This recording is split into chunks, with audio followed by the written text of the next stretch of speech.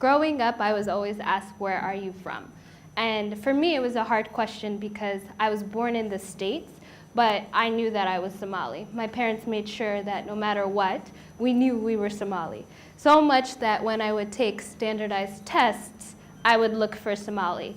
You were asked to tick either black, Latino, white, or other. And I would look for Somali. I was sure of it. I would ask the teacher, like, I don't see Somali on here. And they would say, oh, it's not going to be on there. You need to pick one of these.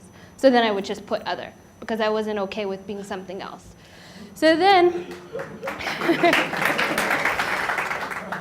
when I went to college, the question still came around again. Where are you from? And I would say, oh, I'm from Virginia. And then people wouldn't be satisfied with that. They're like, no, but where are you from? I'm like, what do you mean from? Where are your parents from? And I would say, oh, my parents are from Somalia. I'm Somali. Oh, you're from there. Yeah. What do you mean? I was always upset by that reaction. You're from there. And so it really bothered me, and I went online and I looked. And the problem was pictures like this. This is what you get when you Google Somalia. And I wasn't okay with that, because for me, the Somalia I knew was this. This is me on Lido Beach in 1990. And that's my mom and my brother. That's the Somalia I knew. Or this is Shalama Super. That's where my parents met. So that's what I knew. So the stories I knew were the positive ones. In face of everything going on, I still always thought Somalia was beautiful. So I decided to do something about that. I decided I wanted to come back. And so I went about developing a project called Don't Believe the Hype, The Real Somalia. And I told my parents I wanted to go back to bring back the good stories, the stories of the people that decided to stay, the people that were building businesses, the kids going to school. I wanted people to see this side of Somalia and not those bad pictures. So I went online, created this project, and in the first week, I raised over $1,000 to do this project. not so fast. But then what happened, you have to raise the full amount within 30 days. And I didn't reach my goal. I actually failed. And I was like, what went wrong? There's so many people curious about Somalia, but nobody wanted to contribute to this idea.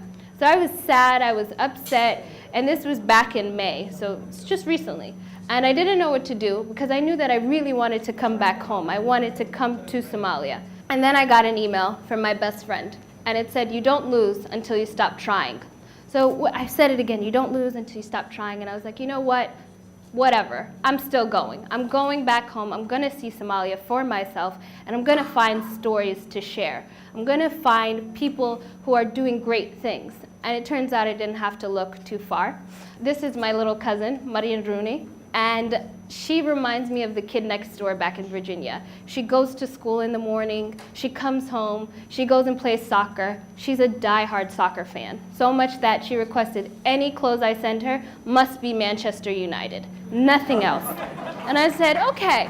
She's like the kids next door, like these kids, smiling. They're not upset, they're happy with life. Then there's my uncle. I didn't have to look far for him either. He was actually my tour guide. But what I didn't know at first is that he's a businessman. He's an entrepreneur. He started a bakery and now has grown his business to have 7 bakeries. And he's still expanding. So for me, I was like, my uncle, he's a businessman. Then there was my parents, who for me, traveling back here was a big decision for myself, but for them, they've been back. But this is their first time in Somalia in 31 years together. So for me, it was a real eye-opening thing that they got to be here together. I got to see them at the airport, hug each other, and it felt like something was right finally, that this is where I should be, this is where they should be. This is my dad laughing at something I was saying on Jazeera Beach, and it was no crazy bad picture there. It was just people playing in the water or enjoying a meal at the restaurant. This is probably one of the big, profound moments for me. This is when I got to see the house that my parents were married at, where my oldest brother was born. And initially when I saw it, I thought to myself, oh goodness, it is broken. What are we gonna do? And then when I went back with my parents, They didn't even talk about the parts that were broken. They just showed me, this is the room where we were. This is where your brother was. This is where the kitchen was, the living room. They remembered the good parts. So in their eyes, they were reliving the beauty of Somalia.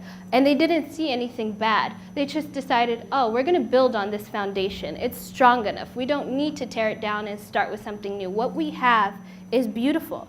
So then I went to Hamarweyne. That was my first time, and that was awesome because there's so many businesses there. There's people talking about prices for the food, the tomatoes, the onions, and everything. And this part I liked the most because I got to see a transaction with EVC, because before I wondered, how did people carry around money? And I quickly learned there's EVC. You just throw the money, and then whoosh, you're done.